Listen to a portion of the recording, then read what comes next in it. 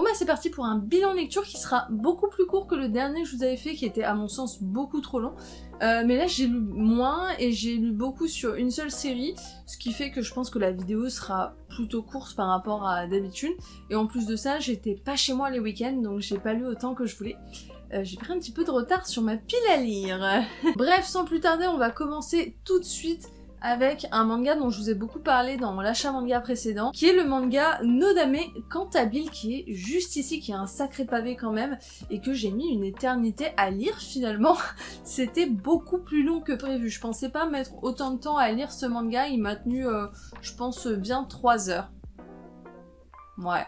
Je pense. Après, je sais que je lis pas très vite, mais quand même. Bon, en gros, le pitch, c'est qu'on suit l'histoire de Nodame et de Chiaki, qui sont deux étudiants en université de musique. Chiaki souhaite de tout son cœur être chef d'orchestre, donc du coup étudier la direction artistique, la direction d'orchestre tout simplement, mais aujourd'hui il est simple étudiant en piano. À côté de Nodame, elle est une étudiante également en piano, mais elle est pas... c'est pas qu'elle est pas douée, elle est très douée dans ce qu'elle fait, mais c'est juste qu'elle est pas très stricte dans sa manière de jouer, ce qui est un problème lorsqu'on fait des études dans la musique. Bref, et il s'avère que ces deux personnages sont voisins et vont développer tout simplement une relation, notamment autour de Chiaki et de son désir de devenir chef d'orchestre. Bon, et puis Nodame qui va venir un peu foutre la merde dans tout ça, mais qui involontairement va beaucoup l'aider. C'est un manga que j'ai trouvé hyper drôle, en fait. C'est un manga qui compose beaucoup avec l'humour, mais alors vraiment, c'est-à-dire que toutes les pages, toutes les 2 pages, il y a du gag. C'est vraiment basé que sur du gag. La relation entre les personnages est très drôle. On a des personnages secondaires qui viennent ensuite s'ajouter à cette joyeuse bande qui sont tout aussi marrants. Et franchement, je pense que c'est le point fort de ce manga, c'est vraiment cet aspect très humoristique. Pour le coup, en termes de relation, Chiaki et Nodame, dans ce gros tome, j'ai pas l'impression qu'elle ait évolué tant que ça. Un petit peu forcément, puisqu'ils se rencontrent au début du tome, mais on va dire qu'on voit pas une grosse progression dans leur relation, du moins à mon sens. Si ce n'est que Chiaki accepte de plus en plus de choses de la part de Nodame qui a tendance à quand même se taper beaucoup l'incruste. Au niveau du dessin, on est sur quelque chose d'assez simple mais qui diffère pas mal de ce qu'on a l'habitude de voir. On a aussi des dessins qui viennent beaucoup souligner l'aspect humoristique finalement du récit. Et puis après, pour les personnes qui aiment la musique et qui s'y connaissent, il y a énormément de vocabulaire au niveau de tout ce qui est musique, orchestre, etc. On a un glossaire à la fin du tome d'ailleurs pour les gens novices comme moi. Même si je joue un peu de piano, j'avoue que tout ce vocabulaire je le connaissais pas spécialement. Donc le glossaire en fin de tome est très utile, mais après c'est vrai que les tomes, malgré le fait qu'ils soient énormes, ils sont un peu chers, c'est quand même 16 € le volume je crois, et ça sera une série en 13 tomes, donc à prendre en compte si jamais vous voulez acheter les mangas, mais en tout cas moi je trouve que c'est un manga qui vaut vraiment le coup. Je pense que je continuerai le manga à terme, j'attendrai peut-être un peu de sortie de tome, mais je pense que je vais continuer. Pika va probablement m'envoyer les 3 premiers tomes, donc j'ai déjà reçu le 2e tome que je vais commencer à lire, et je pense que lorsqu'ils m'auront envoyé les 3 tomes, si ça me plaît toujours, je continuerai la série pour le coup. Bref, c'est une très bonne surprise pour moi, je pense que je mettrai un bon 4 sur 5 si je devais le noter. C'est vrai que j'ai pas précisé, mais je pense que maintenant je vais mettre une petite note, ça vous permet un peu de savoir dans quelle mesure j'ai aimé, parce que des fois avec des mots c'est pas forcément concret pour tout le monde. Donc je mettrai une petite notation sur 5 qui veut pas dire grand chose, c'est vraiment subjectif. Mais peut-être que ça vous aidera aussi à mieux comprendre mon ressenti sur mes lectures. Ensuite j'ai reçu le manga Chronique de la mariée de Bretagne ce mois-ci de la part de Kurokawa. C'est un manga que j'ai lu et que j'ai plutôt bien apprécié, même si j'ai quelques réserves. On va dire que finalement ce qui me plaît le moins dans ce manga, c'est simplement le contexte dans lequel il se déroule. Je suis pas très chevalier, etc. Moi le côté médiéval j'aime bien quand c'est un peu fantastique, mais vraiment l'aspect un peu historique en plus à l'époque des chevaliers, c'est pas forcément un moment qui m'intéresse beaucoup. Par contre, les personnes qui aiment ça, vous allez vous régaler pour le coup. Alors on a 2 personnages qui sont assez forts, qui ont des gros caractères. Pour ceux qui aiment les personnages forts féminins, qui sont un peu badass, qui qui dégagent quelque chose et qui en plus savent se battre, bah je peux vous dire que vous allez être servi là-dedans. En gros, pour le rappel, on est au XIIIe siècle en France, plus précisément en Bretagne, et on suit Thomas qui est un héros qui a été missionné pour trouver la future épouse tout simplement du prochain duc de Bretagne, de l'héritier du duc de Bretagne. Et il s'avère que le chevalier qui est son maître l'envoie tout simplement aller chercher la fille d'un de ses amis parce qu'il sait qu'elle a dans les 15-16 ans et qu'elle va arriver à un âge où elle va pouvoir se marier très prochainement. Donc il part à la recherche de André le Blot, qui est donc un ami de son seigneur, pour essayer de le convaincre de lui donner la main de sa fille. Sauf qu'il s'avère que lorsqu'il rencontre ce André le Blot, et ben c'est pas André et mais André et eux, c'est sa fille tout simplement, qui se fait passer pour lui parce que son père a été assassiné et qu'elle cherche à en savoir plus et à le venger. Bref, du coup on va arriver dans un délire où elle va devoir être emmenée, être présentée au duc pour être tout simplement la future femme du fils du duc, mais en fait elle, son objectif c'est plutôt de tuer le duc. Donc on arrive un peu dans cette espèce de conflit d'intérêts qui est quand même assez intéressant. Et l'idée ça va être de à la fois savoir qui a tué son père et pourquoi, si le duc de Bretagne est vraiment son ennemi, et puis de savoir est-ce que oui ou non elle va accepter cette proposition. Pour le coup j'ai bien aimé comment c'était développé, les dessins sont vraiment très très beaux, j'aime beaucoup. J'aime bien aussi le personnage de André, mais j'en attends un peu plus en termes de développement parce que pour le coup on joue vraiment un peu la carte du elle est un peu mystérieuse, un peu badass, elle sait bien se battre, ok. Mais moi j'aime bien les personnages qui ont un vrai développement profond, un background comme on dit dans le milieu, parce que sinon je trouve que les personnages sont vite vides, et je trouve ça dommage. Bref, c'est un truc hyper important pour moi, donc j'ai bien aimé, j'attends de voir la suite, savoir si je vais continuer ou pas, mais je pense que les gens qui aiment vraiment l'aspect Moyen-Âge et personnages vraiment badass qui sait bien se battre, même les combats dedans et tout, ils sont plutôt cool et bien dessinés, je pense que vous pourriez vraiment aimer. Moi c'est vraiment l'aspect chevalier qui me migna, mais je pense que ça peut être une très bonne découverte pour certains. Si je devais noter, je mettrais un bon 3 sur 4, tout simplement parce que je fais abstraction de ce côté médiéval qui me plaît pas trop, et j'en attends encore beaucoup sur la suite. Ensuite, j'avais reçu le tome 2 de L'Enfant en moi de chez Kana. Alors je vous avais dit qu'au premier tome, j'avais quand même des attentes parce que on sentait vraiment le commencement du manga. Et le tome 2 me confirme que c'est une lecture que je vais beaucoup apprécier, je pense, parce qu'on est vraiment sur un développement très sur l'émotion, sur le ressenti des familles par rapport au fait que Sachi est enceinte. On va vraiment passer à ce stade où elle va sauter dans l'inconnu, il va falloir qu'elle en parle à ses parents, elle va aussi voir un professionnel médical pour savoir quelle décision prendre. On a son copain qui est toujours là pour la soutenir et qui est pour le coup un mec vraiment bien et qui l'aime profondément. Bref, on a tout ce développement émotionnel autour de Sachi qui est, je trouve, vraiment très bien fait. Franchement, c'est un tome qui m'a beaucoup touchée. J'aime beaucoup, le dessin est toujours aussi simpliste, mais il sert plutôt bien le propos qui est quand même assez difficile. On arrive aussi sur la question ultime de savoir est-ce que il faut garder le bébé ou pas. Bref, c'est un très bon manga, c'est une bonne découverte, je pense que je vais vraiment continuer jusqu'à la fin. J'aime beaucoup. Après, je peux pas vous en dire beaucoup plus dans le sens où c'est un manga qu'on va beaucoup développer sur la partie sentiment, émotion, sur ce que vraiment ressentent les personnages. C'est extrêmement bien fait, mais je vois pas comment trop vous expliquer ça pour le coup. Sans vous spoiler, parce que, et puis même en vous spoilant, je pense que j'ai un peu dit tout ce qu'il y avait à dire sur ce tome finalement. Après c'est juste vous, votre émotion par rapport au sujet, à la thématique. Voilà, je pense que j'ai à peu près fait le tour, mais en tout cas c'est une très bonne lecture, très bonne découverte. C'est presque un coup de cœur, pas complètement un coup de cœur, je vais lui mettre 5 sur 5, mais on n'est pas loin du coup de cœur. Je pense que si ça continue dans cette lancée, ça peut vite en devenir. Alors toujours chez Kana, j'avais reçu le tome 1 et 2 de Silence de Johan Vornier, qui est un mangaka français. Je vous avais parlé du tome 1 en bilan de lecture du mois dernier. J'ai donc lu le tome 2 depuis, et franchement c'est une très bonne lecture, j'aime beaucoup. Les dessins sont toujours aussi sublimes, la couverture, j'adore, je pense que c'est l'une de mes covers préférées, tout manga confondu. En fait, genre mon problème c'est que j'aime trop les tournesols en général, donc là il y a des tournesols, moi je suis convaincue. Donc dans ce tome, on commence à découvrir des nouveaux pouvoirs du personnage principal, on découvre aussi plusieurs autres personnages secondaires, on arrive également dans un nouvel endroit à la fin de ce tome. Bref, il se passe quand même beaucoup de choses dans ce volume. Ça confirme pour moi le fait qu'il y a un potentiel sur ce manga.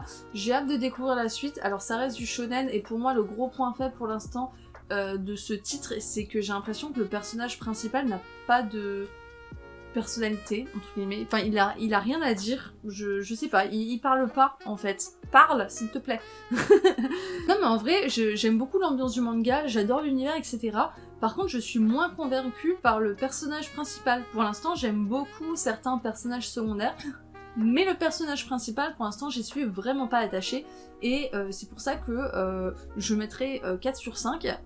C'est dommage parce que j'ai vraiment tout aimé dans ce manga. Les combats sont super bien faits, l'univers est top, les personnages secondaires qui sont introduits ont l'air intéressants, le nouvel endroit aussi est un peu mystérieux, on se demande ce qui va se passer, est-ce que nos personnages vont être en sécurité là-bas ou pas. Et puis on a le personnage principal qui a hérité d'un pouvoir, où on sent qu'il veut vraiment défendre ses amis, sa famille, etc. Mais je sais pas, on le connaît pas en fait, on sait toujours pas qui il est vraiment, et c'est peut-être le seul truc qui me dérange pour l'instant dans ce manga. Sinon tout le reste j'aime bien. Je suis un peu dubitative sur le personnage principal, donc j'attends beaucoup du tome 3, de savoir si on va commencer à voir un peu plus de ce personnage. Mais sinon c'est une très bonne découverte en tout cas, j'aime bien pour l'instant et j'espère recevoir le tome 3 et découvrir un peu plus de choses à propos du personnage principal. Petite pause dans la vidéo pour te dire de penser à t'abonner, c'est un truc hyper important, je sais que je vous le rappelle à chaque vidéo, mais en fait c'est quelque chose qui m'aide beaucoup. Donc n'hésite pas à le faire, et si tu veux encore plus m'aider, tu peux me laisser un petit commentaire en me disant quelles sont tes dernières lectures, ce que t'as aimé dans celle-ci ou ce que t'as pas aimé, et franchement ça serait le top du top pour moi. Sur ce, on continue. Bon, ensuite, c'est ce que je vous disais, j'ai pas mal enchaîné sur une série. J'ai lu du tome 3 au tome 8 de Noragami. J'ai beaucoup aimé cette suite et j'adore ce manga en fait. En l'occurrence, j'ai rien découvert de nouveau parce que tous ces volumes ont déjà été adaptés en animé, donc vu que j'avais vu l'animé, voilà. Mais pour le coup, ça a été un vrai plaisir de redécouvrir ça sur des pages et j'ai vraiment adoré cette suite. J'ai vraiment hâte de découvrir le reste, mais pour l'instant en fait je suis arrivée au bout dans ma mangatech, là j'ai plus de tomes de Noragami, donc il faut que j'achète la suite, mais j'aimerais bien les trouver en occasion. Et le truc c'est que bah en occasion, au-delà du tome 8, généralement c'est des intégrales et je suis un peu bloquée. Donc j'hésite, je me dis que je vais peut-être les revendre pour m'acheter une intégrale. Je vais revendre mes 8 premiers tomes et puis j'achèterai une intégrale comme ça. Ça me permettra d'économiser et de pas tout acheter en neuf. Alors c'est un peu dur pour moi de vous faire un bilan de 6 tomes et en même temps je vais pas passer du temps sur chaque tome parce que je me souviendrai pas de ce qui s'est passé exactement dans chaque tome. Mais pour moi Noragami c'est un coup de cœur pour le coup. J'aime beaucoup ce manga, j'ai adoré l'anime, j'aime toujours autant au travers des pages. Les personnages sont bien faits, ils ont tous un fond, même les personnages qui semblent être des méchants au début, finalement on se rend compte qu'ils ont une véritable histoire qui est très bien construite et où on arrive à se dire bah en fait ce personnage il est pas méchant, il a juste pas eu de chance, enfin en fait je sais pas comment expliquer, notre antagoniste pour moi il est vraiment antagoniste uniquement parce que notre personnage principal c'est Yato, et que si notre personnage principal c'était pas Yato mais l'antagoniste, on se dirait pas qu'il est un antagoniste en fait. On comprendrait totalement ses raisons, on dirait ouais Yato c'est un gros bâtard quand même. Alors pour le coup c'est bien dessiné mais c'est pas non plus extraordinaire, on est sur un dessin de shonen assez classique, mais moi j'aime bien, et puis on a un univers que je trouve hyper bien développé. Enfin bref, pour moi Noragami c'est un grand oui et je veux vraiment continuer ce manga sur la suite. Voilà, très très bonne note pour Noragami. Dans les tomes là, je saurais plus vous dire exactement, mais il y en avait un, je sais plus lequel, où ça s'était un peu ramolli, j'étais en mode ouais, 3 sur 5, pas ouf. Et puis en fait ça s'est rattrapé après, donc 5 sur 5, certains 4 sur 5, enfin bref, tout est au-dessus de la moyenne chez Noragami. Lisez Noragami, c'est exceptionnel, j'aime beaucoup, voilà, c'est à moi. Mais du coup je pense que je vais les vendre pour acheter l'intégrale, voilà. Ensuite on change d'ambiance, on passe le côté un peu shonen et un peu drôle qu'est Noragami, avec des combats hyper cool et tout, et on passe à quelque chose d'un peu plus sombre, puisque je vais vous parler de Quand la nuit tombe, édité chez Akata. C'est un manga que j'avais acheté il y a un petit moment déjà et que j'ai toujours pas pris le temps de lire. Et j'ai enfin pris ce temps et je ne regrette pas. C'est un vrai coup de cœur pour le coup. Je vous recommande beaucoup ce manga. Quand la nuit tombe de Rie Aluga. Voilà, je sais pas si je prononce ça bien. Mais c'est exceptionnel. En gros, on a Takaomi et Ao qui sont les deux personnages sur la jaquette, qui sont amis d'enfance depuis toujours. Voilà, ils s'adorent, ils passent tout leur temps ensemble. Et globalement, ils développent une relation telle que beaucoup de gens pensent qu'ils vont se mettre en couple. Et je pense que assez vite dans le manga, on comprend que c'est une envie qu'ils partagent peut-être. Mais tout ça est perturbé par le fait que le père d'Ao, qui est un chef d'entreprise, viole la mère de Takaomi. Et la question va être de savoir comment est-ce que les deux amis vont réussir à surmonter cette épreuve terrible que vivent les familles des deux côtés. Comment rester amis finalement quand les actes des parents ont des conséquences aussi brutales et violentes sur la vie d'autrui. Donc on va découvrir le passé et puis le présent de nos deux personnages sur un sujet qui est quand même assez tabou, qui sont les victimes collatérales finalement d'un acte aussi monstrueux que peut être un viol. C'est pour moi un manga important dans sa thématique, dans ses sujets, dans les émotions qu'il nous livre.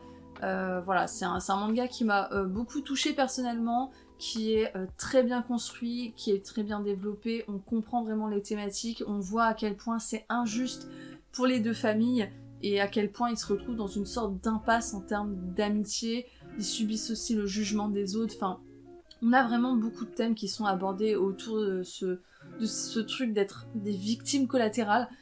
J'ai adoré ce manga, pour moi c'est peut-être l'un de mes one-shot préférés au final. Donc si vous devez acheter un one-shot prochainement, voilà, achetez Quand la nuit tombe, pour moi c'est vraiment très bien fait, je recommande, et je recommanderai toujours, je pense que je le relirai dans quelques années peut-être, mais je vais bien le conserver dans ma mangathèque, c'est un vrai coup de cœur de ce côté. Et ensuite, le dernier titre que j'ai à vous proposer, c'est le manga Nude Model, qui est en fait un recueil d'histoires courtes de l'autrice qui a écrit Blue Period, pour ceux qui connaissent. C'est une très bonne surprise, franchement, je m'attendais à rien et en fait je suis pas du tout déçue, voilà. On a plusieurs thèmes d'évoquer, on va parler de viol malheureusement encore une fois, mais aussi de fantastique avec une histoire de vampire et une autre histoire qui parle un peu de manipulation. Bref, on va être dans plusieurs univers différents avec des gens d'âge différents, c'est-à-dire qu'on va avoir à la fois des gens qui sont à l'école comme des adultes qui travaillent. Donc voilà, on a plusieurs recueils que je trouve très sympas. Je vous en dirai pas plus parce que en fait, vu que c'est des petits recueils, c'est des petites histoires, si je vous donne une sorte de synopsis, voilà, je risque de vous spoiler pour pas grand chose finalement. Bref, l'autrice de Blue Period a su me surprendre avec des histoires quand même qui composent avec le drame et l'aspect tragique, tout ça en évoquant un thème qui est celui de la sexualité. J'ai beaucoup aimé l'esthétique de la dernière histoire avec les vampires, voilà. Franchement, je pense que c'est ma préférée dans ce petit recueil.